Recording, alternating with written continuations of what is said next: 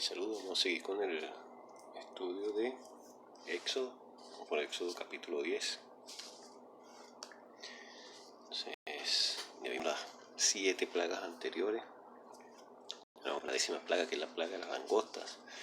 Dice la palabra que el Señor dijo a Moisés: ve al faraón, porque yo he endurecido su corazón y el corazón de sus servidores para manifestar entre ellos estas señales mías, y para que cuentes a tus hijos y a tus nietos las cosas que yo hice en Egipto, las señales que yo hice en medio de ellos, para que sepan que yo soy el Señor. Ya habíamos conversado de que Dios hizo todo esto, el Padre Yahvé hizo todo esto para darse a conocer como el Ser Supremo del universo, como el Dios Todopoderoso. Pero aquí nos dice que no fue solamente para que lo conocieran así estas personas, no era solamente para que los egipcios y el faraón lo conocieran, no, era para que Israel y sus hijos y sus nietos supiesen las cosas que hizo Dios en medio de Egipto para liberarlos a ellos y para que sepan que Él es el Señor. Entonces, Israel, la descendencia de Israel, el pueblo de Israel, no es solamente el pueblo según la carne, nosotros somos Israel también. Espiritualmente, nosotros cuando creemos en la sangre del Mesías, somos adoptados como hijos de Dios a través del sacrificio del Mesías, y también venimos a ser hijos espiritualmente hablando de Abraham y herederos según la promesa. Venimos a formar parte de las señales las hizo Dios no solamente para esa generación, sino para que nosotros también tuviésemos su palabra escrita, esta palabra escrita, y la tuviésemos como testimonio de las maravillas que hizo el Dios de Israel para liberar a su pueblo y conocerlos por su nombre. Para eso lo hizo el Todopoderoso, para que eso quedase escrito así como lo tenemos ahorita en nuestras manos, y conociésemos el poder de nuestro libertador, de nuestro Dios. Entonces Moisés y Aarón fueron al faraón y le dijeron: el Señor, el Dios de los hebreos, ha dicho así: ¿hasta cuándo rehusarás humillarte ante mí? Deja ir a mi pueblo para que me sirva. Si rehusas dejarlo ir, he aquí mañana yo traeré la langosta a tu territorio. Ya Dios le está haciendo una advertencia más fuerte aquí al faraón. Dice: ¿hasta cuándo tu terquedad? ¿Hasta cuándo tu necedad? Dice que la palabra que es necio, el que no cree, el que dice que Dios no existe, es necio. Así estaba el faraón, pensando que no exactamente que no existía, pero sí que sus dioses eran superiores al Dios de los hebreos, al Dios de Israel, cuando hay un solo Dios, un solo todopoderoso.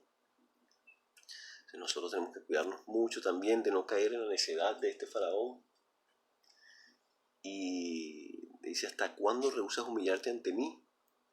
Muchas veces la soberbia, el día a día, la entrega al trabajo, a otras cosas, nos hace apartarnos, no humillarnos delante de Dios. Nosotros muchas veces decimos: sí creemos en Dios, pero no nos humillamos delante de Dios. Me incluyo, no nos humillamos delante de Dios.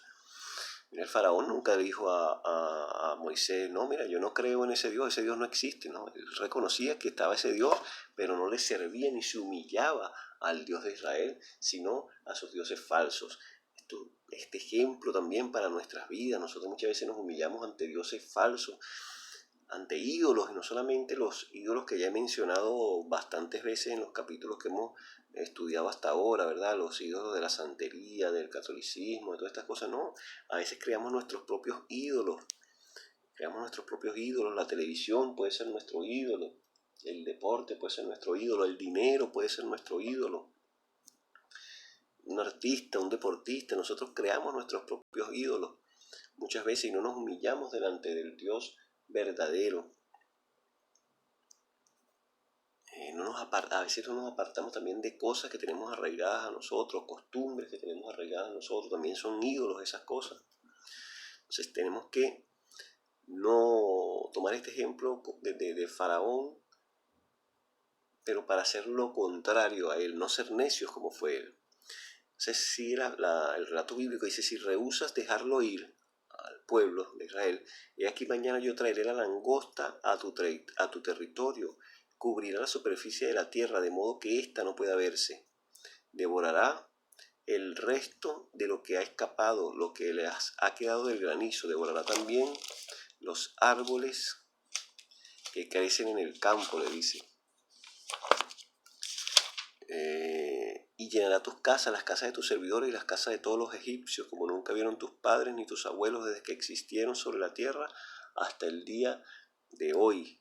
Moisés dio media vuelta y salió a la presencia del faraón. Esta advertencia que está haciendo Dios aquí a Egipto es una advertencia difícil, una advertencia dura, porque la plaga de langosta es una plaga terrible. Imagina aquella época que era la economía de los países dependía, o del imperio en este tiempo, en este caso el imperio egipcio dependía netamente de la agricultura y la ganadería. Netamente. Eran los recursos que existían en aquel momento. Entonces, la langosta acababa con la agricultura, acababa con las cosechas, con todo esto, y a su vez también afectaba a los animales porque se quedaban sin pasto para alimentar su ganado, y había hambruna en la tierra porque no había grano, no había nada para que la gente comiera. Era una plaga terrible. Y los servidores del faraón se dan cuenta de esto, ellos saben eso, le dicen: ¿hasta cuándo ha de sernos una trampa? Deja ir esos hombres para que sirvan al Señor su Dios. ¿Todavía no te das cuenta de que Egipto está destruido?, le dicen. Ya estos hombres están reconociendo, los siervos del faraón, la superioridad del Dios hebreo, del Dios de Israel, sobre los dioses de Egipto. Le dicen: mira, tú no estás viendo que el país ya está destruido, le dicen. Entonces mira el antagonismo que hay aquí, ¿no? Tuvimos un Egipto bendecido por Dios cuando el faraón fue obediente a la palabra de Dios que le dio mediante el sueño que le profetizó José. Vino bendiciones sobre Egipto. Pero bendiciones, ¿por qué? Porque el faraón era mejor que este faraón, ¿no? Porque José era José y tenía poderes mágicos, no. Porque escucharon la palabra que dio Dios a Faraón a través de los profetas. Y aquí en este caso el profeta José. Aquí le está dando nuevamente un mandamiento Dios, dando su palabra al Faraón a través de Moisés, pero este Faraón, al contrario de aquel, desobedece la palabra que le está dando Dios. Entonces, en aquel tiempo fue bendecido Egipto por su obediencia a Dios, y en este tiempo trajo maldición sobre el país por la desobediencia. Mira lo que le dicen: está Egipto destruido. ¿No te das cuenta de que Egipto está destruido? La desobediencia de Faraón a la palabra de Dios trajo destrucción. Y eso es lo que trae la desobediencia a la palabra de Dios: destrucción eterna. Muchas veces hay hombres y mujeres que son ajenos a la voluntad de Dios, al camino de Dios, y económicamente los ves con una vida aparentemente bien, pero tiene destrucción espiritual, destrucción eterna. Y muchas veces las cosas tampoco son como aparentan muchas cosas materiales,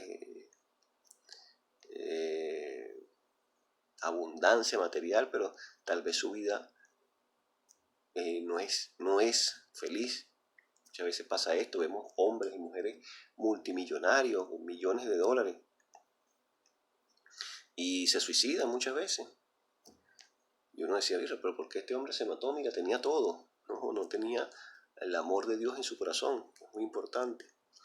Entonces, este juicio que trae Dios sobre Egipto es un juicio al pueblo de Egipto por su desobediencia, pero también es un juicio al gobernante de ese pueblo. Esa maldición que estaba sobre Egipto era por su pueblo, pero también principalmente por la desobediencia del faraón. Esto pasa.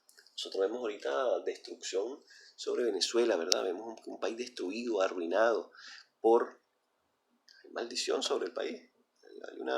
Hay un juicio sobre Venezuela por el pueblo desobediente que somos, que hemos sido idólatras, que hemos sido estafadores, mucho hurto en Venezuela, ¿verdad? Muchas cosas que se pueden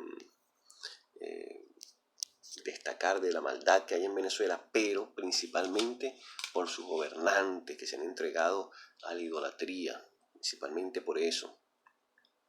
Entonces también vemos que ahorita viene una plaga de langosta que le estaba profetizando el Señor a Egipto, y vimos como, ayer vimos como en Apocalipsis los 7 sellos o las 7 trompetas en este caso se asemejaban a las plagas de Egipto en aquel tiempo, porque esto viene a ser una señal profética de lo que ha de suceder también en estos últimos tiempos. Y vemos como el profeta Joel también nos dice algo parecido a eso.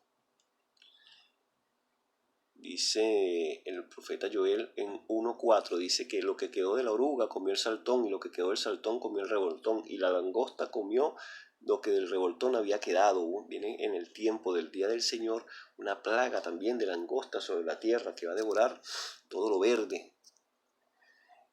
Joel 1:15 dice: ay del día, porque cercano está el día de Jehová, y vendrá como destrucción por el Todopoderoso. Vendrá nuevamente destrucción. En aquel tiempo fue sobre Egipto, en el tiempo venidero vendrá destrucción sobre toda la tierra.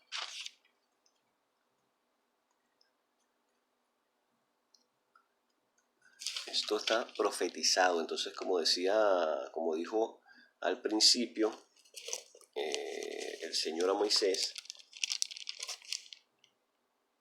él le dijo que esto era señal no solamente, que esto era señal también para su descendencia, para sus hijos, para sus nietos.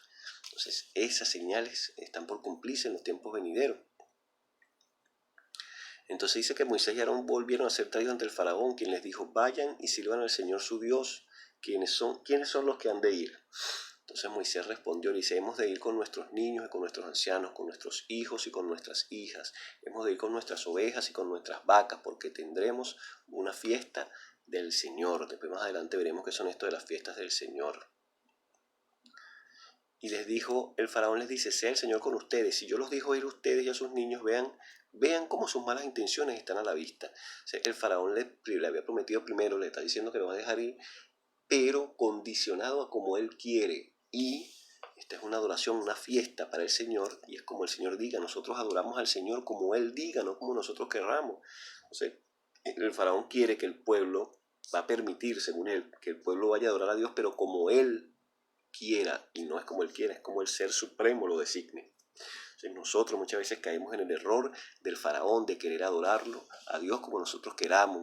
Muchos decimos: bueno, yo creo en Dios a mi manera. No, Señor, no es a su manera. Usted no es nadie, no somos nadie para nosotros decir que nosotros adoramos a Dios a nuestra manera. Porque si nosotros, que somos padres, cuando tenemos a nuestros hijos pequeños en nuestras casas, le decimos: no, aquí se hacen las cosas a mi manera.